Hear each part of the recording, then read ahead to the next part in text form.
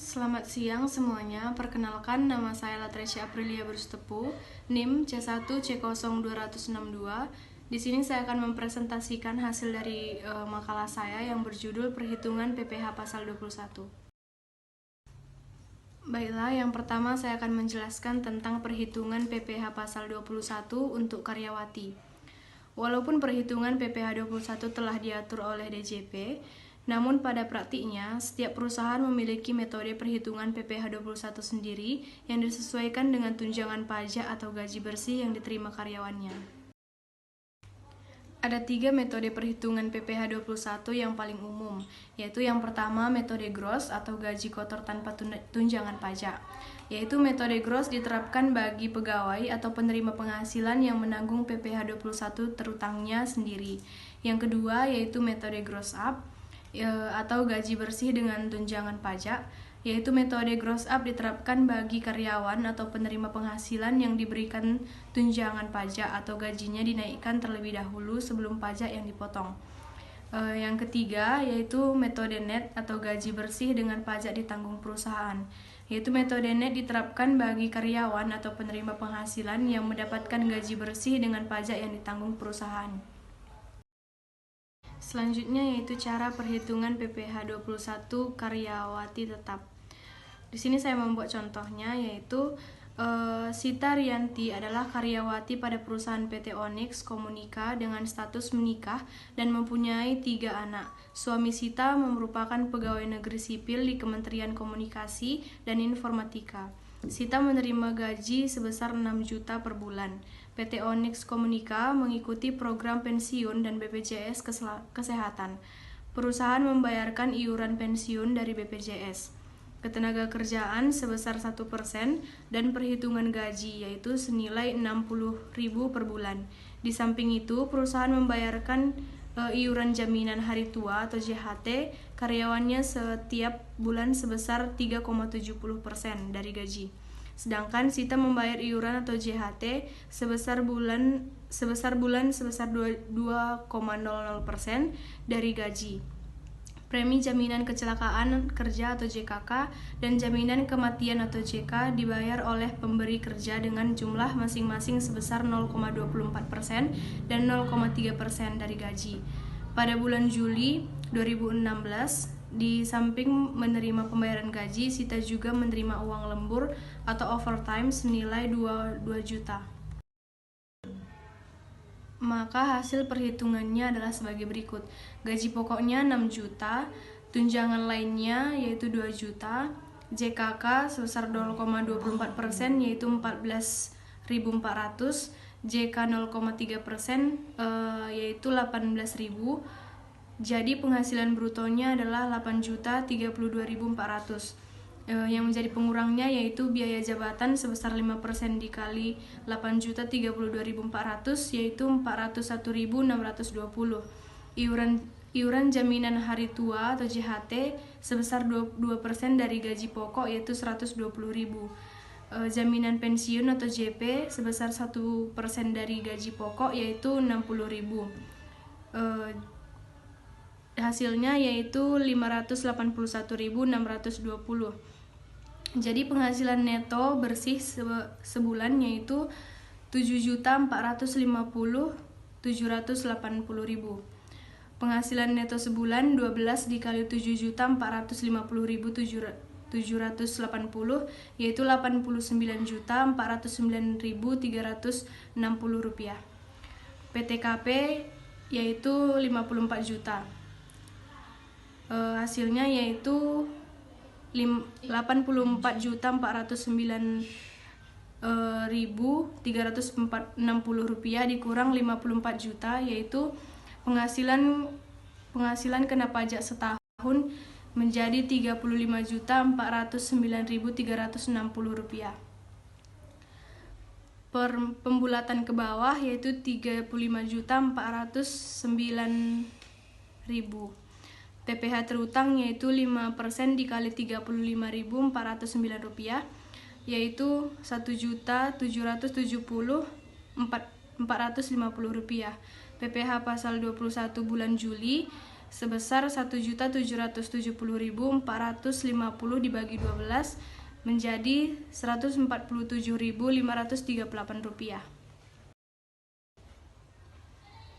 Jadi, ilustrasi di atas berlaku bagi wajib pajak yang memiliki nomor pokok wajib pajak atau NPWP, sementara bagi wajib pajak yang tidak memiliki NPWP akan dikalikan 120%, sehingga PPh pasal 21 bulan Juli mendapat Rp147.538 dikali 120%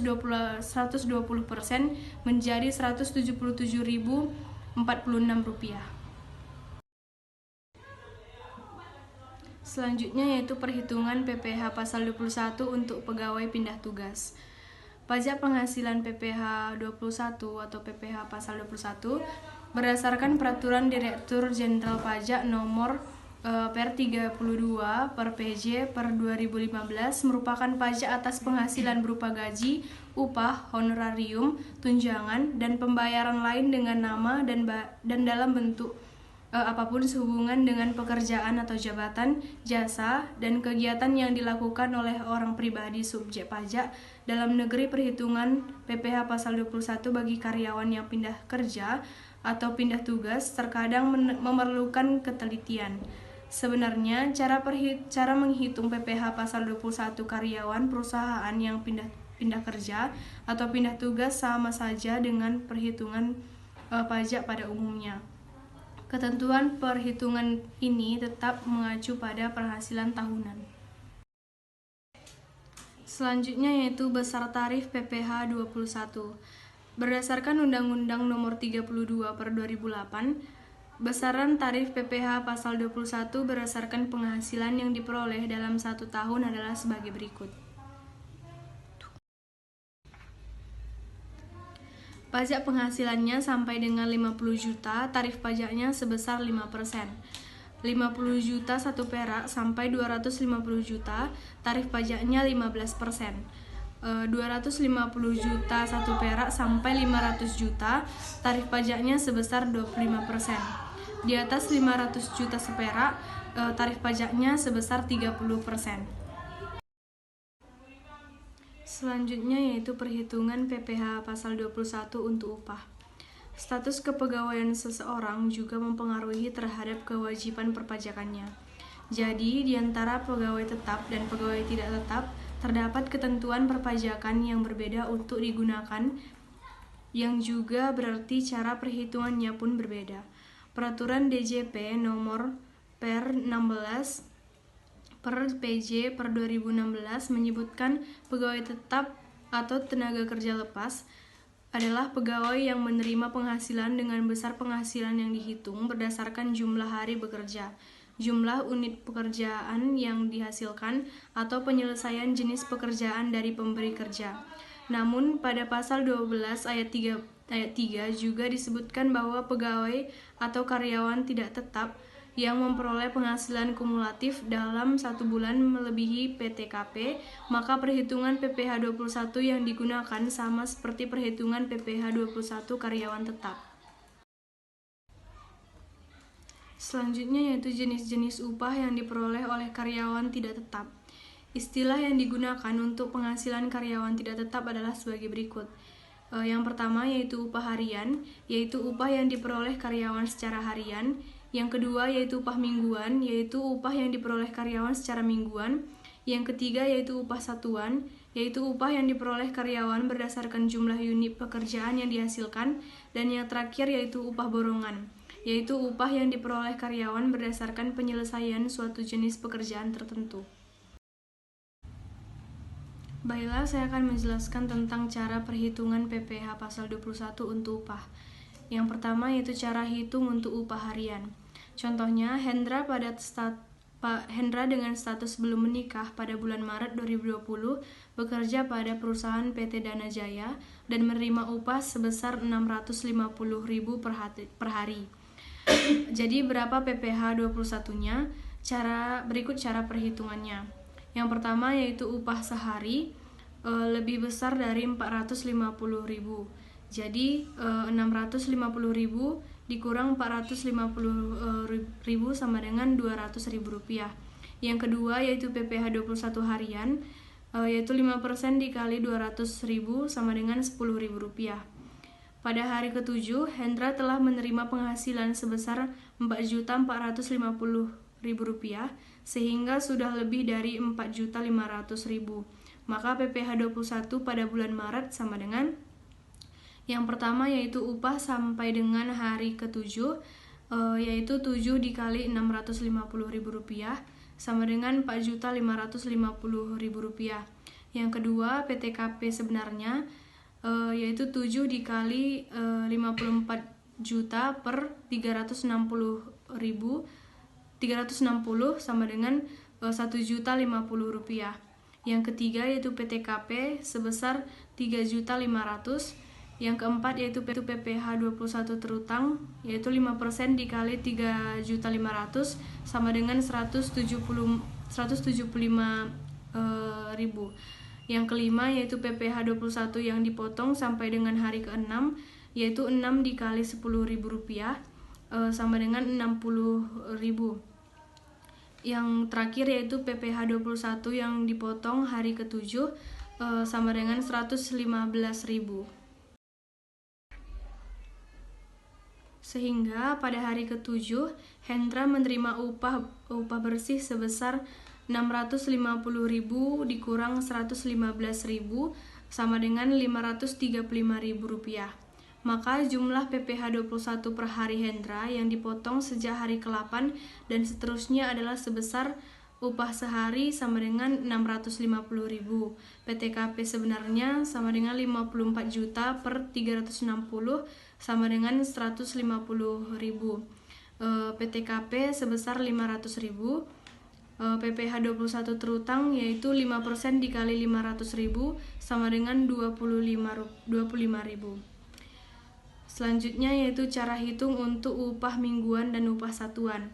Contohnya yaitu Glenn adalah seorang karyawan yang belum menikah.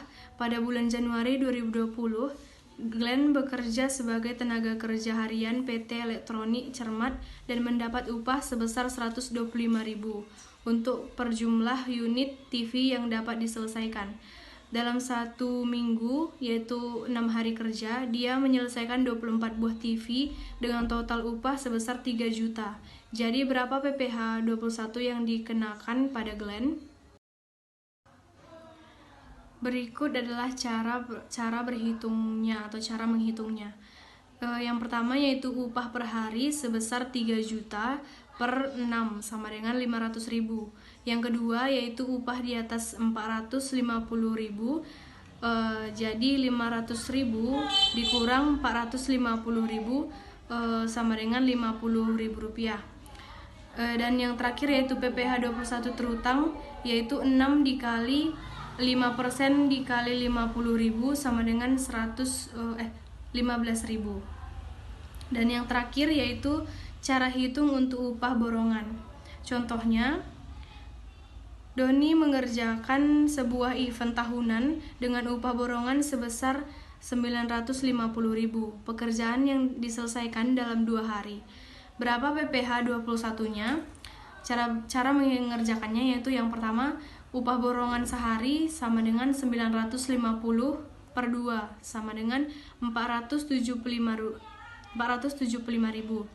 Yang kedua yaitu upah di atas 450.000, jadi 475.000 dikurang 450.000, jadi 25.000.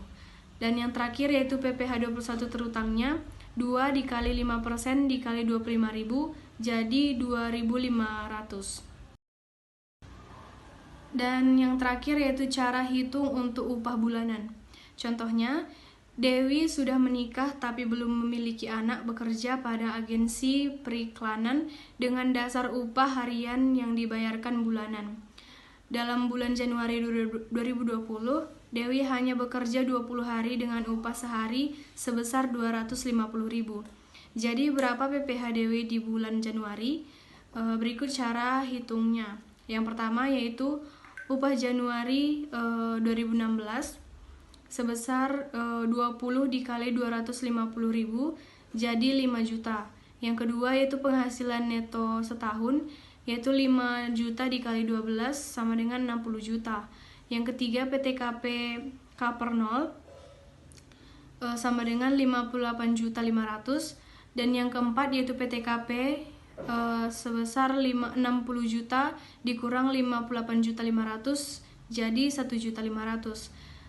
Yang kelima PPh 21 terutang setahun, yaitu sebesar 5% dikali 1.500.000 jadi 75.000. Dan yang terakhir yaitu PPh 21 terutang sebulan, yaitu 75.000 dibagi 12 jadi 6.250.